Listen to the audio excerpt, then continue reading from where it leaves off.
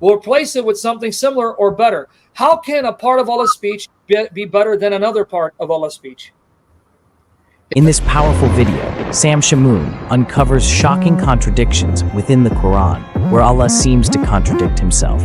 Brace yourself as Sam dives deep into the text, exposing inconsistencies that challenge the core of Islamic teachings. Stay tuned to see these revelations unfold.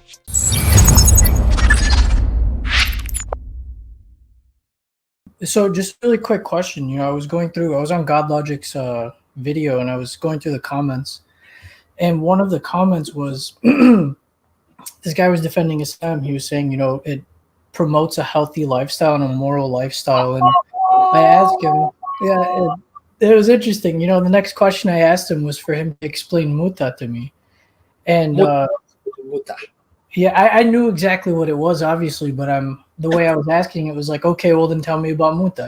Is that moral? Is that something that's good? He followed up by saying that it was abrogated, and so that's okay. Say, even if it was abrogated, did your prophet not permit it? Sure. Okay, so that means you're okay with your prophet permitting for a season women being traded as prostitutes? That's number one. Right.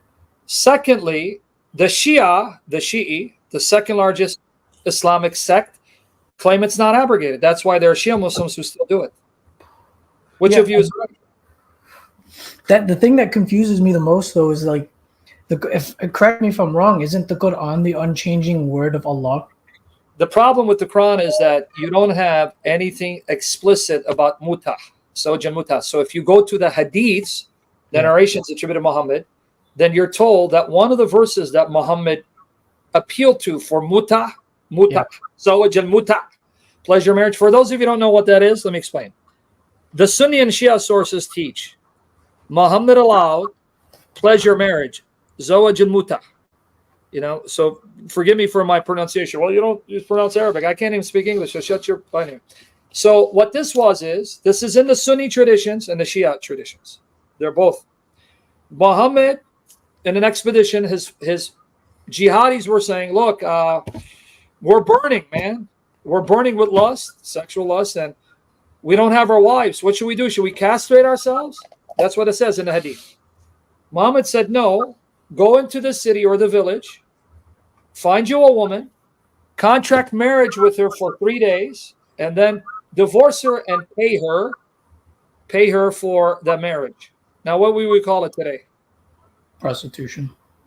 So the Sunni sources admit he did it. But then they say he abrogated it. But there are Sunni narrations that say Muhammad didn't abrogate it because it was being observed during the caliphate of Abu Bakr, and it was even observed in the caliphate of Umar. And Umar abrogated, but then rescinded it and allowed it again.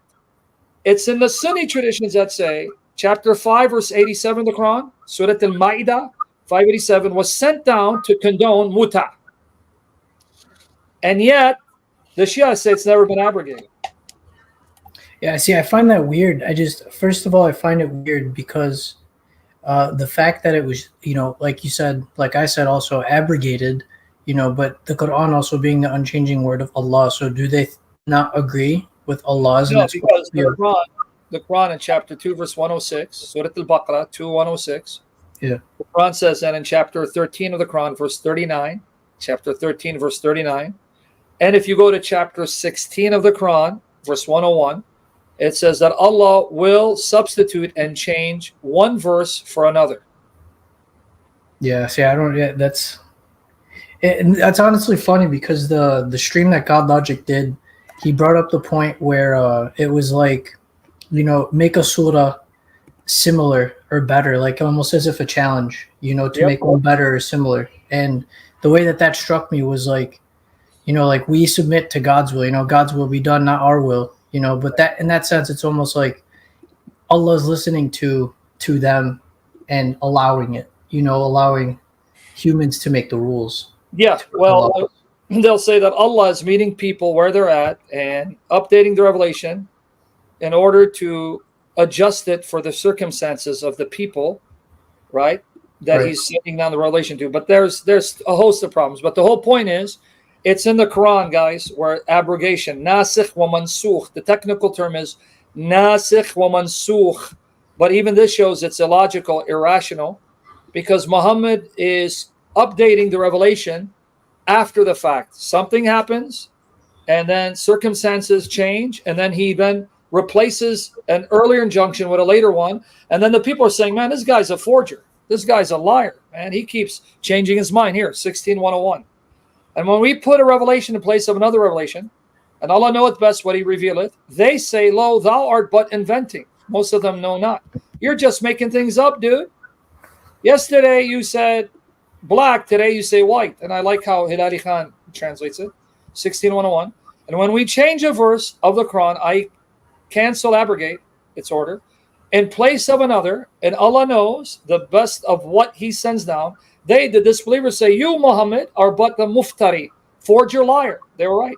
Nay, but most of them know not. What do you mean most of them know not? They see you changing it. So yeah, this is in the Quran. And here, 1339, let me read Hilali Khan.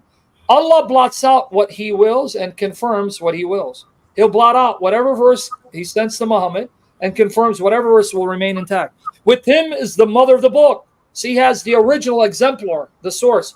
Al-Lawh al-Mahfuz. Now this one is a doozy, 2106. Watch. I appreciate this, by the way, Sam. Thank you very much. Now here, 2106. This one I like. Whatever a verse do we abrogate or cause to be forgotten, we bring a better one or similar to it. Now, catch the logic. The Muslims who are Sunni will tell you, Quran is kalam Allah, the uncreated speech of Allah. Right. And it's his speech. So it's divine speech. It's perfect and flawless. And Allah's speech is unmatchable, inimitable, unlike anything, and it's flawless. But here we're told that some parts of Allah's speech is better than other parts. Because he says, when we cancel out a verse, we'll replace it with something similar or better. How can a part of Allah's speech be better than another part of Allah's speech? That's the thing. That's why it's like Allah's contradicting himself in that. Yep. Like it's very strange. It's very strange, and I guess I could see how it's justifiable from an Islamic point of view, but from like a logical point of view, not even from Islam. No, not even from the Islamic point of view is justified, because it says here in 6:115, and the word of your Lord has been fulfilled in truth and in justice. None can change his words. Right. Even from the Quran, it's a contradiction, because no one can change the words of Allah, but Allah is changing his words and updating them and correcting them. And so here's another one. Himself. Yep. So he's contradicting himself. 18:27. And recite what has been revealed to you, O Muhammad, of the book of your Lord, i.e. recite, understand, and follow its teachings, and act on its orders, and preach to it men. None can change his words, and none will you find as a refuge other than him. Well, wait, if no one can change his words, doesn't that include Allah? Or Allah can change his word, but no one else? Yeah, that's very contradictory. So there you go. So you did a good job, but that's all you can say. Well, it's abrogated. But say, hold on, if it's abrogated, you're admitting that your prophet allowed prostitution. Yeah, fair. Absolutely. Good question. Absolutely.